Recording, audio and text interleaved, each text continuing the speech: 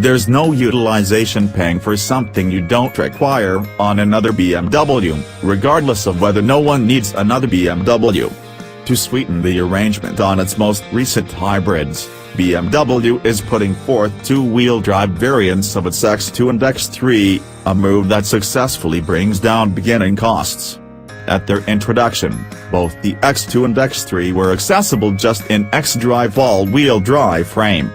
Presently, the sDrive edition, front-wheel drive on the mini-stage-based X2, race-wheel drive on the X3, is the base trim.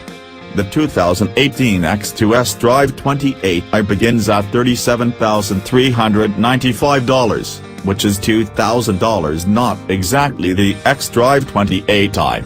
It likewise conveys the X2 nearer to the X1, it's currently $2,500 additional rather than $4,500. The 2019 X3 sDrive 30i is valued at $41,995, however won't be discounted for a few more months.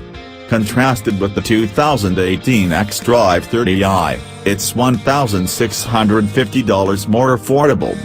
The EPA hasn't distributed mileage appraisals for these new variations, yet we wouldn't expect in excess of a 1 or 2 mile per gallon pickup in both city and roadway tests.